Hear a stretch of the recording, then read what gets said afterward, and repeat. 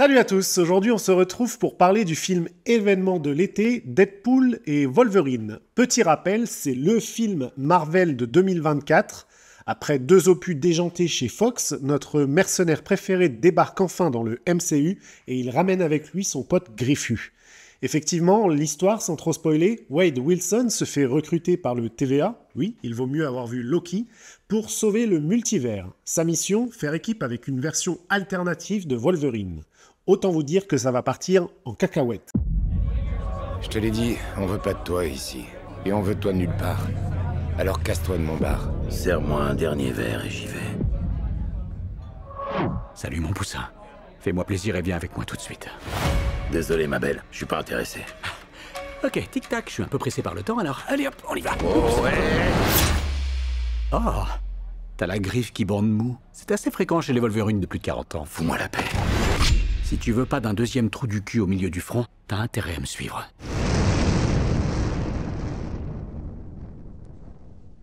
Niveau mise en scène, on sent que Shawn Levy, le réalisateur, s'est éclaté. Il y a des plans vraiment stylés, notamment les scènes d'action. Le combat en plan séquence avec tous les Deadpool, par exemple, c'est du grand art. Par contre, les effets spéciaux, justement, c'est un peu la loterie. Il y a des moments où c'est vraiment propre, et puis d'autres moments où on se croirait revenu 15 ans en arrière. Les fonds verts, notamment, sont parfois trop visibles, et certains décors manquent clairement de vie. Mais globalement, on pardonne vite ces petits défauts quand on voit le reste. Le film assume complètement son côté violent et gore, et ça fait plutôt plaisir. Les scènes de baston sont ultra dynamiques, avec du sang qui gicle dans tous les sens, c'est plutôt jouissif, et globalement, j'aurais tendance à dire que ça fait le taf. La bande-son, quant à elle, fait elle aussi le job, avec des morceaux qui sont plutôt bien choisis et qui collent assez parfaitement à l'ambiance du film. Les scènes d'action sont particulièrement bien servies, avec des titres qui donnent la patate. Par contre, c'est un peu dommage, mais il n'y a pas réellement de thème musical pour Deadpool en tant que tel, alors que c'est quand même un film Deadpool. C'est peut-être un détail, mais ça aurait pu ajouter une dimension supplémentaire à ce personnage.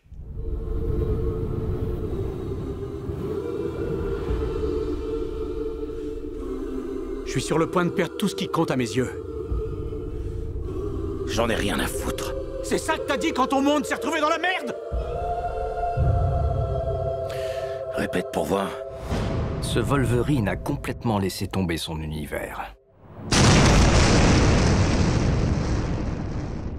Que dire de Ryan Reynolds? Le mec est tout simplement Deadpool, point barre. Son timing comique est toujours aussi parfait et il arrive même à nous toucher avec des moments un peu plus émotionnels. Donc vraiment, aucun souci, il est parfait dans le rôle. Et que dire du retour de Hugh Jackman, et pas Jackman Hugh, ce serait idiot. Non, Hugh Jackman, le mec n'a rien perdu de sa performance. Son Wolverine est à la fois badass et vulnérable, exactement comme on l'aime. Le voir jouer les grincheux face aux pitreries de Deadpool, c'était un régal. Le film nous présente ce Wolverine comme le pire de tous les univers. On apprend qu'il a causé la mort, par exemple, des X-Men en fuyant au lieu de les sauver, à cause de son alcoolisme notamment. C'est un choix intéressant, mais qui aurait mérité d'être un peu plus développé à mon sens.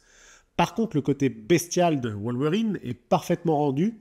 La scène où il court à 4 pattes est juste géniale, par exemple. Les combats sont violents, bien chorégraphiés, et c'est un vrai plaisir de les voir se déchaîner ensemble. On a enfin droit au fameux costume jaune de Wolverine, celui qui est présent dans les comics, même si j'ai trouvé que Hugh Jackman a l'air un peu mal à l'aise dedans. Mais le vrai plus de ce film, c'est l'alchimie entre ces deux-là. Leurs joutes verbales sont hilarantes, on sent une vraie complicité à l'écran, ça donne des scènes de combat mémorables, notamment leur combat câlin complètement what the fuck.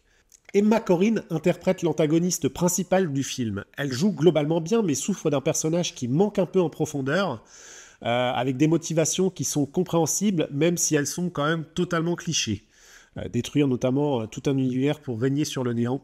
Ok. Je pense malheureusement pour elle qu'elle sera vite oubliée comparée à d'autres méchants du MCU.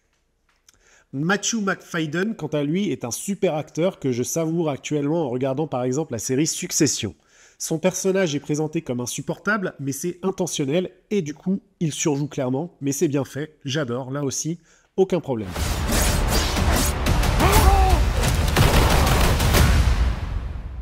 Tu veux me parler de ce qui te tourmente ou Tu préfères attendre la scène du flashback? Ah, va te faire foutre.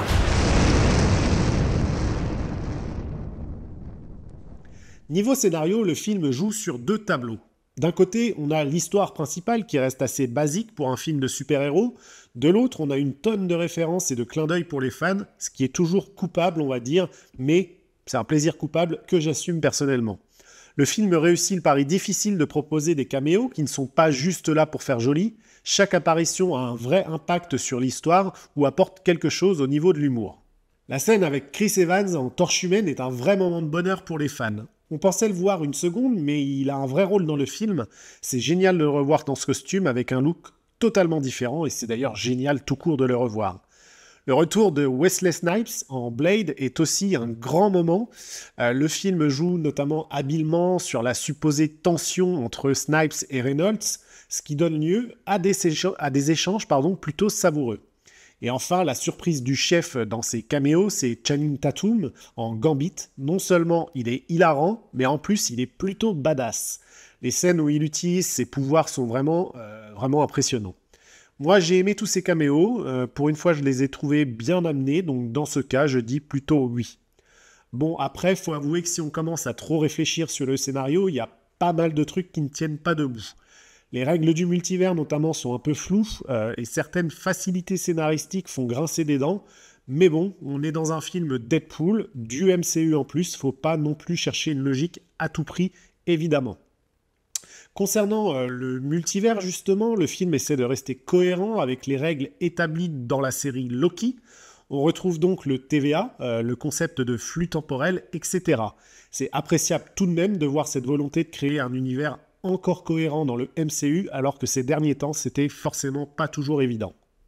Cependant, toutes ces notions de multivers, de variants, de flux temporels peuvent être un peu difficiles à suivre pour ceux qui n'auraient pas vu la série Loki. Donc, je vous encourage, si vous n'avez pas encore vu ce film, à aller voir Loki pour vous familiariser avec tous ces concepts.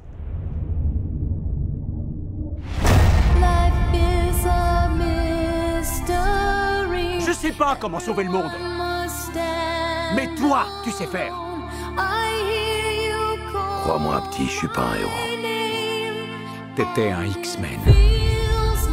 T'étais le X-Men. J'ai mouillé ma culotte.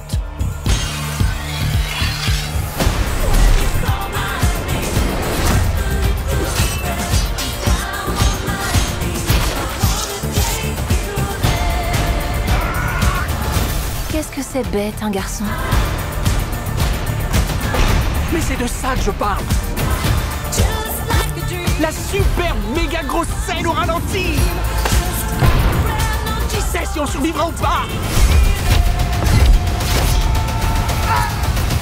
On va faire la bagarre. On va faire la bagarre.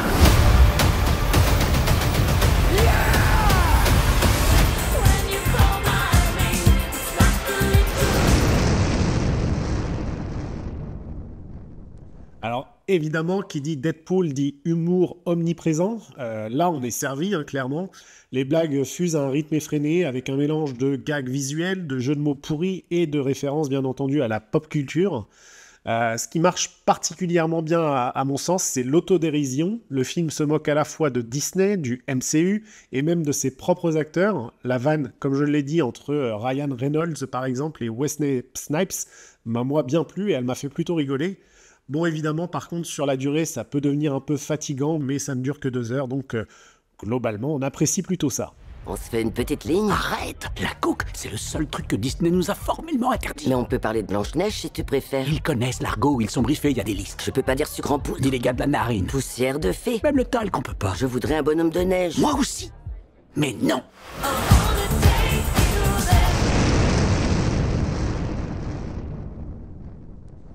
Pour conclure, Deadpool et Wolverine, c'est exactement ce qu'on attendait. Un film fun, bourré d'action et d'humour. Alors certes, tout n'est pas parfait, les effets spéciaux notamment sont inégaux, et le scénario a des petites incohérences, mais franchement, on s'en fiche un peu. Ce qui compte, c'est qu'on passe un super moment devant ce film. Le duo Ryan Reynolds et Hugh Jackman fonctionne à merveille, les caméos sont plutôt appréciables et bien introduits, et l'humour fait mouche la plupart du temps. C'est le genre de film qui, moi, me laisse un grand sourire aux lèvres quand je sors de la salle. Alors oui, si vous cherchez un chef-d'œuvre de ciné qui va révolutionner le genre, vous n'êtes pas forcément au bon endroit. Mais si vous voulez du spectacle, du rire, de l'action, eh ben, j'ai envie de vous dire, foncez voir Deadpool et Wolverine, vous ne le regretterez pas. C'est un excellent divertissement qui remplit parfaitement son cahier des charges. Il a ses défauts, hein, certes, mais ils sont largement compensés par les qualités du film. D'ailleurs, je pense que le film va cartonner au box-office, parce que Marvel a mis un paquet sur la promo, et qu'à mon sens, le bouche à oreille devrait être excellent. Bref, un très bon cru pour le MCU, qui redonne un peu d'espoir après quelques films qui étaient quand même pas top, et surtout des séries aussi qui étaient pas top. J'ai hâte de voir comment tout ça va s'intégrer dans la suite, et notamment dans la saga du multivers. Allez, c'est tout pour aujourd'hui. N'hésitez pas à me dire en commentaire ce que vous avez pensé du film si vous l'avez déjà vu. Likez la vidéo si ça vous a plu. Abonnez-vous pour ne rien rater. Et surtout, on se retrouve très vite pour une prochaine vidéo. Salut!